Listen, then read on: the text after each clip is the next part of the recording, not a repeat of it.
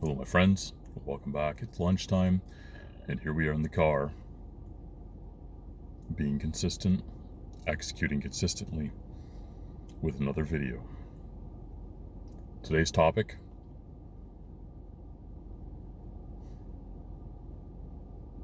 I haven't got a fancy name. Really, what I would like to talk about is just, I hear a lot of people, well, I'm introverted. Oh, you should be more extroverted. Really, guys, as soon as you start hearing labels put on stuff, I want to say you should run. Not really, but you should be wary. Labeling things is to put limits on things, and I don't think that you want to put limits on yourself, do you? Or on your people, or on people that you care about. So, what is extroverted? What is introverted? Really, my understanding and my observation from my experience, if you're introverted, it means that you find big social interactions drain you of energy. And if you're extroverted, they recharge you, give you energy. And, let's not be nitpicky. There's a sliding scale on all this stuff, right? I don't think too many people are all introverted or all extroverted. And I'm going to reemphasize this. Putting a label on yourself, don't hide behind that. Don't go through life saying, well, I'm introverted. Right? This really is a concept for introverts. Because extroverted people don't go running around going, oh, but I'm so extroverted. Like, come on. So really, I think that everybody benefits. I do believe that, and I've benefited from it. You benefit from understanding your inclinations, your predispositions, your strengths, your weaknesses, all that sort of stuff. So if you can identify, like I did for me, I identified that, yes, you could call me an introvert, but more specifically, being in a crowd does not recharge me, right? That's the important takeaway. Because I've had people talk to me about this, and they're like, oh man, you're not introverted. Like, are you kidding me? It's exhausting, right? So, I know that I do better in small settings. So, someone could see me in, a 3-person group, and they think, man, he's not introverted at all. But it depends on what's going on, depends on the day, depends on the subject, the context. It's the whole thing. Do I even want to be there?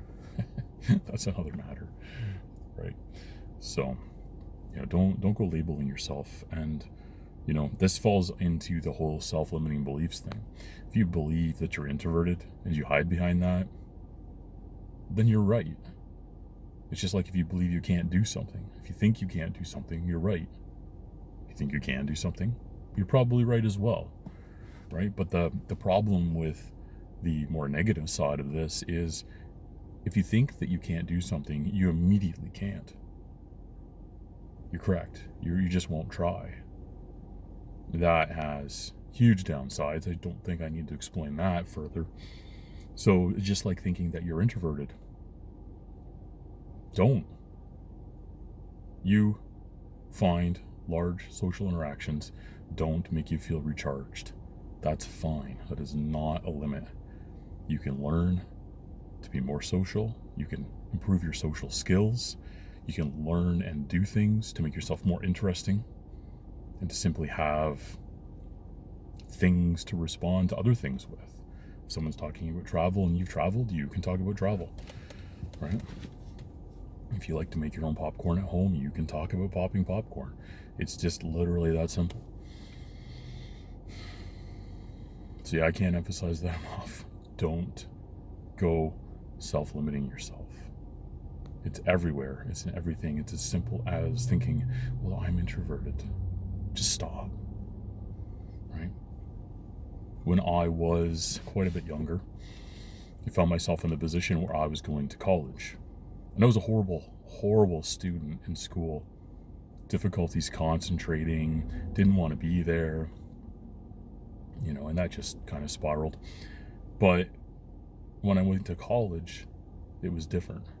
And I knew that it would be different, but I didn't know how different it would be. So, I went into it thinking, okay, I'm going to concentrate. I'm not going to chase girls. I'm not going to do dumb things. I'm here to better myself. And I also, something kind of interesting, at that point, and I don't know how, identified that I needed to fail quickly. I thought to myself, you need to just go in there and figure out what this teacher needs from you quickly. So go in there and just, screw up fast, learn, recalibrate, and go. And man, right from week one, I knew it was going to be different, but I had to put myself out there. Came from a small town, and I had customer service experience from, working as a butcher, but, small town. So I end up in a bigger place, going to college, loads of people, and I knew I had to put myself out there, and it's a huge formative experience for me. But what if I had just accepted and labeled myself and self-limited myself through my self-limiting belief that I was an introvert? What if I'd adopted that worldview? Things would have been vastly different. And to this day, well, here I am, sitting at my lunch, which is nearly over, making a video for you guys. I don't think this would have been the outcome. The story's not over. We don't know where this is headed. So hopefully that gives you guys something thought-provoking. Hopefully that gives you reason to not limit yourself. So thank you for joining me. I'll see you in the next one.